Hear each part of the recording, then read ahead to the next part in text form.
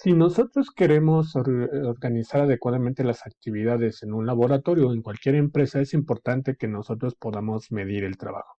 La medición del trabajo tiene que ver con la eficiencia y eficacia que tienen nuestros trabajadores en el centro de trabajo. Particularmente, pues esta eficiencia y esta eficacia tiene que ver con las ejecuciones de las diferentes actividades que implica una tarea que ellos tienen que realizar o una serie de tareas que ellos tienen que realizar, como puede ser una determinación, como puede ser una medición en particular de algún elemento, como puede ser la producción de un proceso. Ahorita vamos a ver qué condiciones debemos de cumplir para que nosotros podamos medir el trabajo. La medición del trabajo tiene su origen a finales del siglo XIX. Es un método de trabajo de investigativo donde nosotros podemos aplicar diferentes técnicas para determinar el tiempo que va a tardar un trabajador calificado en llevar a cabo una actividad o una norma de rendimiento establecida. Este fue desarrollado por Frederick Taylor. Frederick Taylor es contemporáneo de Henry Ford y él basó su método de medición del trabajo en un análisis científico, siguiendo el método científico para identificar cuáles son todas aquellas actividades que implicaban la operación de un proceso para encontrar la manera más económica que nosotros podemos ejecutarlo. Una manera económica de ejecutar procesos es incluso la eliminación de trabajadores, la eliminación de pasos que no son necesarios para nuestro proceso. Entonces, en ese sentido, Taylor se basó en identificar esto y posteriormente medirlo. El proceso analítico del trabajo, pues nosotros necesitamos analizar todas las operaciones que implica nuestra actividad o nuestros procesos. Y podemos, como les decía, vamos a eliminar aquellas actividades que no sean necesarias. Número dos, vamos a determinar el mejor método de ejecución. A lo mejor la actividad que tú estás realizando no es la mejor, no es la específica, no es la más óptima. Entonces, buscan en conjunto con los trabajadores, en conjunto con expertos, cuál es el mejor método de ejecución de esa actividad. Vas a estandarizar los métodos, materiales y herramientas. Ya habíamos platicado en algún momento que esta situación de estandarizar es que todo el mundo tiene que hacer las cosas de la misma manera. De ahí la importancia que tiene el desarrollo de procedimientos, de procesos en un centro de trabajo. Vamos a determinar exactamente el tiempo que un operador calificado puede ejecutar un trabajo considerado como normal para él. Taylor aplica esta situación, esto del método científico, para investigar cuáles son los mejores métodos de trabajo y se basa en descomponer funcionalmente las tareas, investigar científicamente la tarea, es decir, determina a través del método científico si es la mejor manera de ejecutar esa tarea y si no, realiza cambios. Va descubriendo cuál es la única forma o la mejor forma de realizar el trabajo y va a estandarizar los métodos. Además de que va a calcular el rendimiento estándar de cada tarea. Para esto, nosotros vamos a utilizar un concepto que nos dejó Taylor, que es el tiempo estándar. El tiempo estándar, o lo que los estudios de Taylor evolucionaron hasta que nosotros tenemos esta situación de este concepto de tiempo estándar. El tiempo estándar lo vamos a definir como un patrón que mide el tiempo requerido para terminar una unidad de trabajo. Por eso les decía, esa unidad de trabajo que puede ser, si eres un carpintero, pues el tiempo estándar para hacer una silla, para hacer una mesa. Si eres un mecánico, el tiempo estándar para componer unos frenos, para componer para hacer componer un sistema de aceleración, para hacer una afinación. Entonces, en ese sentido, va a depender a lo que te dediques para que tú determines la unidad de trabajo. Cuántas unidades de trabajo, en cuánto tiempo. Y en base a eso tienes que utilizar un método estandarizado y un equipo estándar. Pero también necesitas un trabajador que posea las habilidades para desarrollar esta actividad a velocidad normal, que no esté apresurado, que todo lo haga de manera correcta. Las aplicaciones del método del tiempo estándar nos ayuda a determinar una tarea específica, porque entre más compleja es nuestra tarea, pues más salario le debemos de dar. Y también en cuanto más tiempo se dedique a esta actividad, pues seguramente también necesitaríamos mejorar el salario de la persona que la ejecuta. Ayuda a la planeación de la producción, independientemente del salario, pues nosotros podemos determinar cuántos procesos, cuántas piezas, cuántos elementos, cuántos estudios, cuántas determinaciones podemos hacer en una jornada de trabajo. Va a facilitar la supervisión porque ya sabemos a qué aspiramos y de esta manera ya podemos hacer un seguimiento a estas tareas que nosotros identificamos. Vamos a pasar una herramienta para establecer estándares de producción precisos y justos. Con base a esa determinación, pues nosotros podemos saber en cuánto tiempo vamos a producir 500 piezas, 600 piezas, 1000 piezas y determinar cuáles son los tiempos de ejecución para que todo el mundo trabaje sobre ese elemento. Va a ayudar a establecer cargas de trabajo. Le vas a decir a tu trabajador, ya hicimos el estudio de tiempo estándar y tú puedes hacer 500 piezas en una semana. Entonces yo espero que se establezcan esas, no, a lo mejor no esas 500 piezas, pero que al menos esté cerca de las 500 piezas. Yo sé que hemos platicado que ahorita justamente que estábamos viendo esta situación de el tiempo estándar, pues a lo mejor yo no voy a poder 500 piezas porque hay otras situaciones que se escapan muchas ocasiones de la mano del proceso productivo, la misma mano del trabajador y por lo tanto yo voy a ejecutar, a lo mejor voy a darle un margen de que el tiempo estándar son 500 piezas, lo que en el tiempo estándar yo puedo hacer 500 piezas, pero le puedo dar pauta que me entregue 490, 480, dependiendo de la ejecución. Va a proporcionar costos estimados, va a proporcionar costos para establecer un sistema de incentivos y de control. Aquí en ese sentido, pues nosotros le podemos decir a, a nuestro trabajador cuáles son los incentivos. Si produces 400, si el tiempo estándar son 500, si produces 490, pues por cada una que te acerques más a 500 te voy a dar un bono. O si superas esos 500, que ninguna se te rechacen, te voy a dar un bono. Entonces, en ese sentido, es otra manera en que nosotros podemos estar trabajando. Además de que va a ayudar a entrenar a los nuevos trabajadores, porque ya sabemos a qué aspiramos y el nuevo trabajador va a comenzar a trabajar en ese sentido. ¿Cuáles son las técnicas de medición del trabajo? El primero es medición de tiempos estándar, de tiempos de datos históricos, perdón. En el caso de los datos históricos, históricamente, cómo se ha comportado el proceso productivo. Esto puede tener sus ventajas porque ya no necesitas hacer un muestreo, pero también puede tener desventajas en el sentido de que si nunca has hecho un registro de manera adecuada, nunca has hecho un monitoreo adecuado, pues tus datos históricos no van a ser una situación real a lo que pudieras aspirar. Estudio de tiempos con cronómetros, y por descomposición de micromovimientos de tiempos predeterminados. Esto lo hacen mucho, este MTM, MOS, Modapaths lo hacen mucho los ingenieros industriales. Ellos estudian mucho esto de tiempos y movimientos y nosotros vamos a hacer este tipo de ejercicios. Además de que podemos trabajarlo también con métodos de observación instantánea, que es el muestreo de trabajo, y este va de la mano con el estudio de tiempos y cronómetros. Entonces, nosotros vamos a utilizar el tiempo de estudios con cronómetros para determinar cuál es el tiempo estándar. Es una técnica que para utilizar la mayor exactitud posible, con un base a un número limitado de observaciones de muestras, va a determinar cuál es el tiempo necesario para llevar a cabo una tarea determinada con un arreglo a una norma de rendimiento establecido.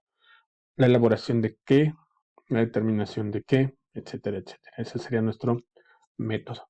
Los usos, cuando se va a ejecutar una nueva actividad o tarea, cuando se presenta queja de los trabajadores del tiempo que insume una operación, cuando surgen demoras causadas por una operación lenta que ocurre en el retraso de las operaciones, cuando se determinen los tiempos de un sistema de incentivos. Es justamente lo que platicamos con lo que busca el tiempo estándar y esta parte del monitoreo pues tiene que ver con eso. Se detectan bajos rendimientos en tiempos muertos, algunas máquinas o grupos de máquinas.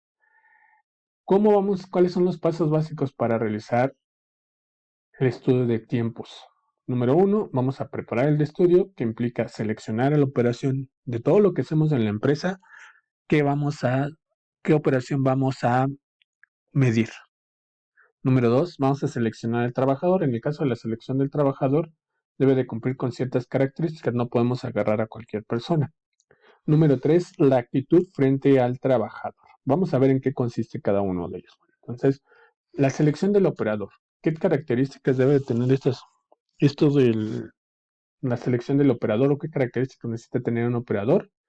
Pues en primer lugar, necesitamos conocer, o mejor dicho, seleccionamos la operación y en primer lugar necesitamos conocer qué objetivo perseguimos. Número dos, seleccionamos al trabajador y qué características debe de tener ese trabajador. debe de ser hábil, debe de querer cooperar, el temperamento, como va a ser observado, seguramente se va a poner nervioso, entonces es necesario que tenga un buen temperamento. La experiencia que tiene el trabajador y en conjunto todo este tipo de estos 4 elementos nos permite que nosotros hablemos de un trabajador calificado. La actitud frente al trabajador, es decir, la persona que va a medir el trabajo, debe tener los siguientes puntos. No debe realizar el estudio en secreto, no debe de criticar la manera en que el trabajador hace la operación, porque eso implicaría meterse en el proceso, va a generar errores en la medición y por lo tanto nuestro estudio va a resultar incompleto. Se debe de tener una relación abierta y franca con el trabajador sin crítica. No le puedes hacer observaciones, tampoco lo puedes criticar, no le puedes hacer caras. Es importante que nosotros, cuando seleccionemos al trabajador y cuando seleccionemos a la persona que va a hacer la medición del trabajo, sean personas que a lo mejor no es que se lleven mal, pero que tampoco se ven así de camaradas. Entonces es importante que nosotros tengamos personas que tengan una relación este, cordial entre ellos.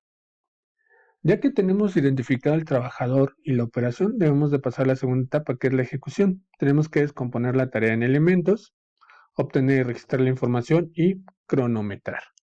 Además de calcular el tiempo observado. Entonces, la primera etapa es descomponer la tarea en elementos. Entonces, ¿qué es un elemento? Un elemento es una actividad compuesta por uno o más movimientos esenciales del operador de la maquinaria. Deben de tener un principio y un fin muy bien establecido. Ahorita vamos a ver esto. Entonces, primera regla, deben de ser fácil de identificar con un término y un fin, un inicio y un término definido. Deben de ser lo más breves posibles para que no perdamos tanto tiempo. Se deben de separar los elementos manuales de aquellos que necesitan equipos y materiales porque pues ahí hay algunos otros factores que que pudieran detener o pudieran tener algún error o proporcionar algún error a nuestro sistema. Clases de elementos. Tenemos diferentes tipos de elementos como los elementos regulares. Son elementos que comúnmente se hacen, no son los elementos que componen el proceso productivo que nosotros estamos analizando. Los elementos irregulares son algunos que pueden estar dentro de, pero muchas ocasiones no lo están. Y elementos extraños son elementos que definitivamente nunca aparecen en nuestro proceso. Entonces, en cuanto a los elementos regulares, es todos los pasos que implican nuestra actividad. En cuanto a los elementos irregulares, pueden ser pasos que a lo mejor en cierto momento les puedo hacer o no, va a depender en muchas ocasiones del proceso productivo. Y los elementos extraños son elementos que a lo mejor nosotros no consideramos en el proceso productivo, pero que en el proceso de identificación de tareas, pero que se pudieran presentar. Ya que tenemos esto, vamos a obtener y registrar la información. Entonces es importante que nosotros tengamos un formato que nos permita registrar la información a partir de las determinaciones que nosotros vamos a hacer. Y es necesario que esta información nos permita identificar el estudio cuando sea necesario, identificar el método, el proceso, la instalación de donde nosotros estamos haciendo el estudio, nos permite identificar al operador y que nos permita describir la duración del estudio. Ya por último, la siguiente etapa es la medición del trabajo, la medición del tiempo. La medición del tiempo se puede hacer de dos maneras, con cronómetro con retroceso a cero, que es un método donde nosotros utilizamos un cronómetro y conforme vamos avanzando en las actividades y vamos midiendo cada elemento, nosotros retrocedemos nuestro cronómetro hacia cero. Esto es, tomamos la lectura al mismo tiempo en que nosotros estamos oprimiendo el botón, es decir, identificamos la tarea que vamos a realizar, ejecutamos la tarea, o el trabajador en este caso es quien la ejecuta. Cuando termina de hacer esa tarea, paramos el reloj, el cronómetro en este caso, y reiniciamos nuestro conteo. ¿Qué ventajas tiene? Va a proporcionar de forma directa el tiempo de duración de cada actividad, disminuyendo el tiempo notable de trabajo de gabinete, es decir, el tiempo de estudio de la actividad, tiempo de estudio de nuestro proceso. Es muy flexible y cada lectura comienza desde cero. Se emplea un solo tipo de reloj para evitar errores. ¿Y qué desventajas tiene?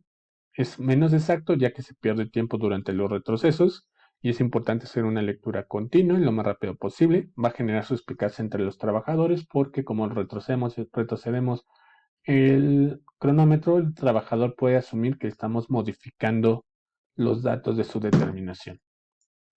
Vamos a hacer que como cada lectura inicia de cero, el error que se comete no tiende a compensarse. Y tenemos otro que es el método de continuo de lectura de reloj. Este método, nosotros vamos a echar a andar el cronómetro y no lo vamos a parar hasta que termine nuestra actividad. Aquí es muy importante mencionar que en el caso de este tipo de actividades, en el caso de este tipo de elementos, nosotros ya tenemos una ventaja ahorita con la presencia de los celulares. Como no vamos a retroceder, necesitaríamos un teléfono que tenga muy buena memoria para estar grabando continuamente nuestro proceso productivo, sin retroceder a cero. Y finalmente en el teléfono también tenemos la ventaja que tiene un cronómetro, que vamos cronometrando lo que ocurre en el video. Y de esta manera nosotros podemos generar un método de lectura continuo de reloj. Anteriormente, cuando no existían cámaras, cuando no existían celulares, pues era un poquito más complicado realizar esta actividad. Entonces, ¿qué ventajas tiene? Permite demostrar exactamente el tiempo que el trabajador emplea en realizar el estudio, no se pierde tiempo en retrocesos y los errores de lectura tienden a compensarse, porque como vamos a estar analizando el video, como vamos a estar identificando las partes, es más fácil compensar esos errores.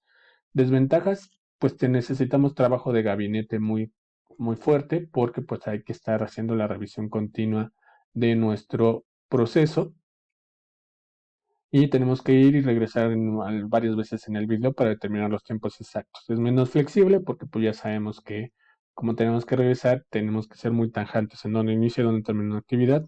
Se necesita mucha práctica para hacer la lectura correctamente y la lectura se hace con el cronómetro en funcionamiento. Ese es un pequeño detalle porque si nos descuidamos tantito podemos perder unos segundos que pueden ser importantes para nuestro estudio. Ya que tenemos nuestra medición, tenemos que generar nuestra hoja de registro, que es una muy parecida a esta, y tenemos que calcular el tiempo estándar. El tiempo estándar nosotros lo vamos a calcular utilizando esa fórmula que ustedes ven. El tiempo estándar va a ser igual a A más 4M más B sobre 6. ¿Qué significa cada literal? A va a ser el tiempo optimista, que es el mejor tiempo de ejecución de ese trabajo. B va a ser el tiempo pesimista, que es el peor tiempo. Y M va a ser el tiempo promedio. Aquí, por ejemplo, el tiempo pesimista, recuerdan ustedes que mencionabas acerca de los elementos extraños, seguramente en nuestra hoja de observación, que es como esta, cuando tengamos un tiempo pesimista, tenemos un tiempo extraño, un tiempo que no podemos nosotros controlar, pues vamos a tener que llenar ese elemento que diga elementos extraños. Ya que calculamos el tiempo estándar, llegamos y vamos a llenar ahora nuestra tablita. Es importante mencionar que las actividades las desglosamos y posteriormente el tiempo estándar tiene que ser en segundos. ¿Por qué en segundos? Porque eso nos va a permitir sacar promedios. ¿Por qué no en minutos? Porque, como ustedes saben, los minutos están en un sistema hexadecimal, entonces es más complicado que nosotros podamos sacar promedios con los minutos. Entonces trabajamos con segundos. Y una vez que nosotros determinamos esto, podemos continuar con la determinación del tiempo estándar.